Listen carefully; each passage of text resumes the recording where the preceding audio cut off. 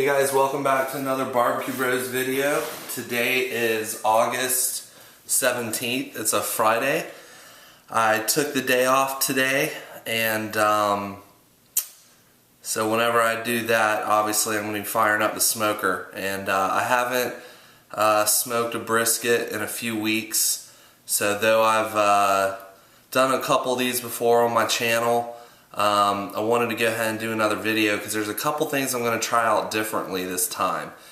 And there are, the first thing is that it is 7:45 in the morning, and I'm going to be throwing this guy on in about an hour and a half. And normally I prep it the night before, get it injected, get it rubbed down, throw it in a garbage bag, and let it sit overnight. Well, I've read where a lot of guys, don't do that. They just wait till either, just an hour before or maybe a few hours before. You really hear guys doing it all kinds of different ways. So that's the first thing I'm going to do. I'm just prepping this guy 1 hour before. The other thing I'm going to be doing is I have always cooked fat cap up. So facing up on my WSM. I have been reading where guys recommend that if you've got a vertical smoker like the WSM, that it's a good idea to have fat cap down, since your heat source is coming from directly below, and so it kind of acts as like a heat shield. I have seen where that really isn't much of an issue if you're cooking down around 200, 225 degrees, which I normally do. So that leads me to the third thing I'm going to do differently. I'm going to cook this guy at 275 today. So also seeing a lot of guys that talk about cooking briskets around 275, 300, and they come out just perfectly fine, perfectly tender. So those are the three main things. I'm going to cook at 275, I'm going to cook fat cap down, and I'm just prepping it here an hour before. So that's what I'm going to do, and I'm just going to walk you through from start to finish. I'm also using beef broth for my injection. First time using just plain old beef broth. I normally use a marinade called Pirate's Gold. I've tried out some other things. So we're going to go ahead and get this guy injected real quick and rubbed down.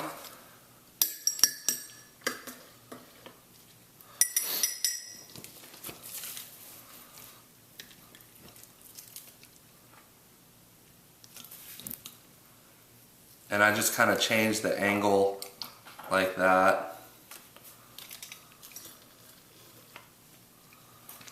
One of my YouTube viewers left a comment on one of my videos where this Bayou Classic injector, it likes to clog up a lot, and so if you see right here, I don't know if you can see that, but this injector has like three little holes, 9 holes total, and those like to get clogged up.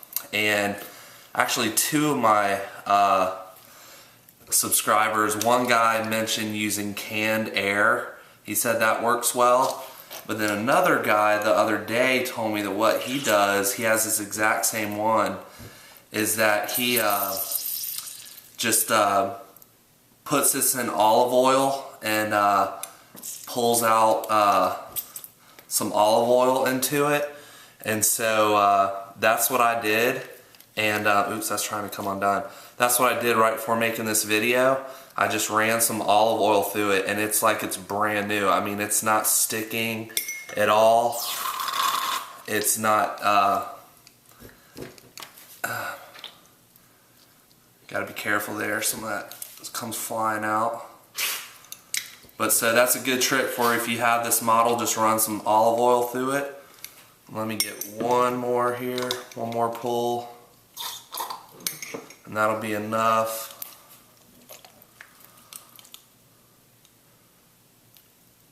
And Alright, there we go. So that's good enough there.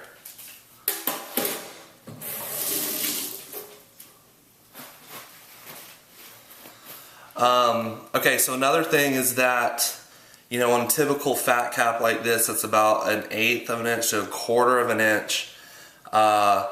You know, again, just kind of a learning process as I've been reading what other guys do on a lot of these barbecue forums, especially Barbecue Brethren. If you haven't checked that website out, it's a phenomenal resource. But, you know, I've seen a lot of the pro guys where they talk about how the rub is not going to penetrate the fat cap. So some guys trim the fat cap way down, some guys just take a knife and kind of score it.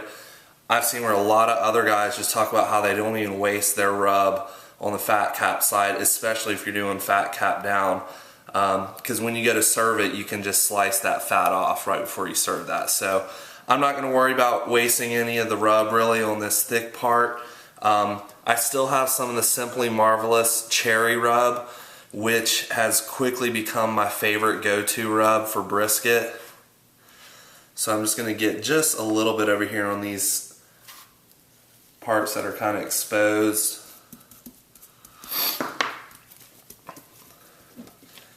And then we'll flip this guy over, and I'm going to go really heavy on this side. There's a little bit of fat up here. I'm not, you know, we'll pull that off right there. I'm not really too concerned with this up here. There's only just a little bit, and this isn't really hard fat right here. So that's just going to kind of break down and kind of baste the meat as it cooks. If you haven't checked out the website, AmazingRibs.com, another phenomenal resource. They have a lot of science on their site as far as, you know, what's going on during the cooking process. And one of the things that they say is that there's kind of like this myth that as you know, you're cooking like a butt or a brisket, that when the fat breaks down that it actually penetrates into the muscle fibers of the meat. Well, on that site they're saying that that's not true. Basically, you know, during the cook, that the fat, while it breaks down, it's not actually penetrating the muscle fibers, but it's just basting the meat, and then essentially just rolls off of the meat. So it still is a great idea to have it on there just so it keeps it nice and moist and baste it during the cooking process, but it's not really going to penetrate it on a brisket like this. So I'm going to be using all this rub. I'm going to go pretty thick on top. I want a nice dark bark. If you guys haven't ever tried out this Simply Marvelous cherry rub, stop what you're doing and go to their website and order some. It will blow you away. It's just amazing.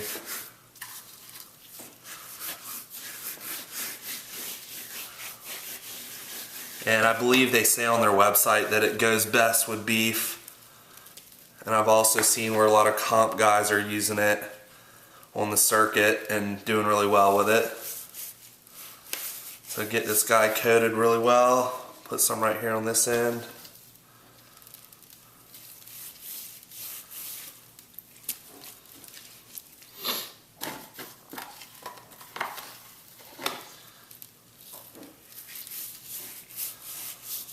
Alright, I'll trash the last little pinch of that. Now here, let me just throw that on there.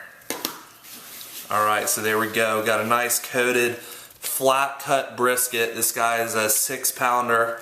So we're going to be cooking at 275, fat cap down, and I'll probably, you know, foil around 4 or 5 hours once we got a good bark on top. So let me go ahead and get the WSM cranked up, and we'll pick back up once we've stabilized around 275.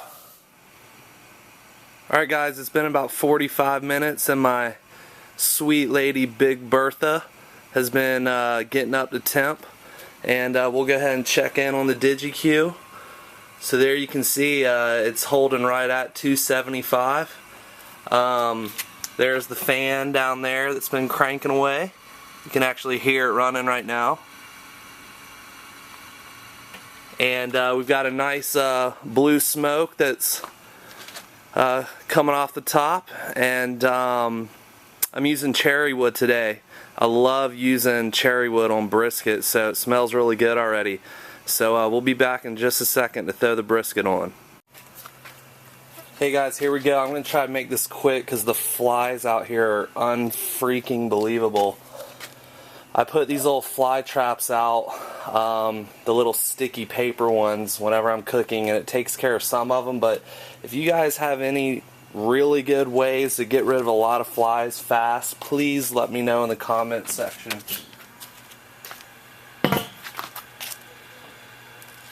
Alright, so let's go ahead and get our brisket on here.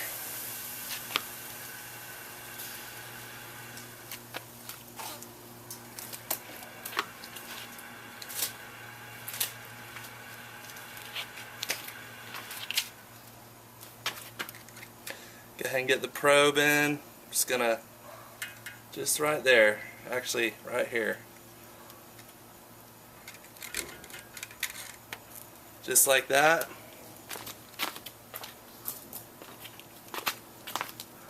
And then what I'm gonna do is I'm gonna go ahead and hit it with a little bit more rub.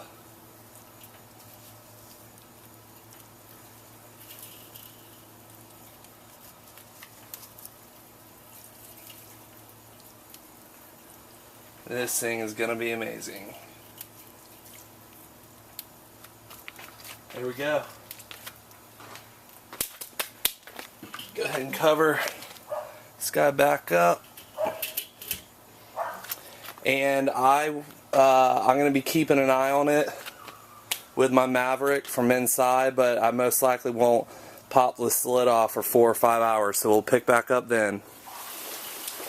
Hey guys, I'm just checking in real quick. It just started raining on me just a little bit ago, but fortunately the brisket is at 174. The pit's holding around 260, a little bit, 262, and I'm gonna have to step out in the rain here and just go ahead and get it foiled, and I'm gonna put a little bit more of that beef broth in there, just kind of let that sit for another couple hours or so, and I'll pick back up when I pull it off and slice into it. Actually guys, I wanted to show you real quick, this is really just for anybody that has never cooked a brisket before, hasn't really messed around with foiling. What I do is I basically just take 2 layers of heavy duty tin foil, so definitely buy the name brand stuff, don't skimp. And I just kind of wrap this up, and I'll just go ahead and take this beef broth. And what I like to do is at this point flip it over and have it fat cap facing up, so the meat, there we go, so the meat is just going to sit there and tenderize while it's basting in this broth for the next couple hours. So get like that and wrap this guy all up, and there you go, and it's ready to go back on the WSM.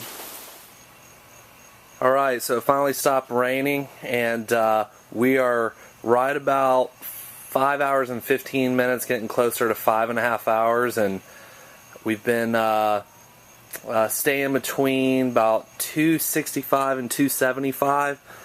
You can see right here that the pit's at about 270 and the brisket's at just about 200. So we're not going to be eating for a few hours, so I'm going to go ahead and check this guy out and probably go ahead and pull it off and just wrap it in a towel and throw it in a cooler. So let's go ahead and take a look at this guy.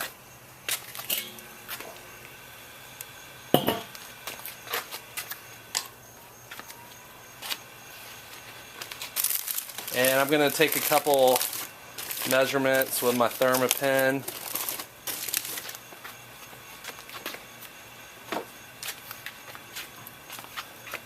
See how we're doing. That's 200. That's 202. 198. Yeah, 200. Yeah, we're done. So zoom in here a little bit so you can see that better. So it's looking good, super tender, and we're just gonna go ahead and let this sit, and I will pick back up a little bit later on today when we tear into this thing. Alright, just about time to eat, so just pull this out of the cooler and let's go ahead and take a look at it.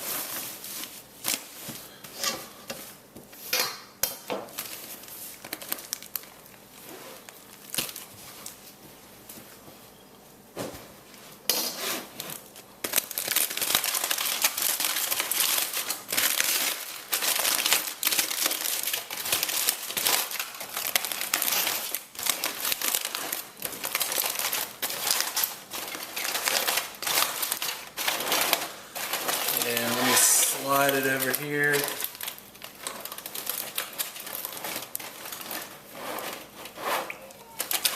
Woo! Smells good. And I'm gonna keep this, you wanna keep these juices so you can, there we go, let's turn it that way. Just like this. And we're going to use the leftover beef broth. Oh my gosh, this looks phenomenal. Let me get a good slice off right here. Go ahead and show you that. Look how tender this is. I mean, it's just like pulling straight apart. Nice little smoke ring. That is really good brisket. You can see right about here we've got about 1/8 of an inch of smoke ring, and this is how I like to you know, try to, this is my goal for when I cook a brisket. You want it just falling apart like this. So sometimes brisket comes out a little tough, it can be a little tricky, but you want it just absolutely pulling apart just like this. So that was good. So thanks for watching.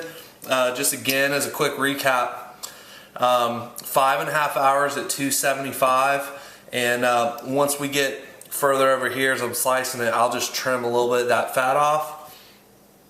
And this came out really good, especially braising the beef broth like that. So appreciate you guys watching. Hope you have a great weekend, and we'll see you again soon.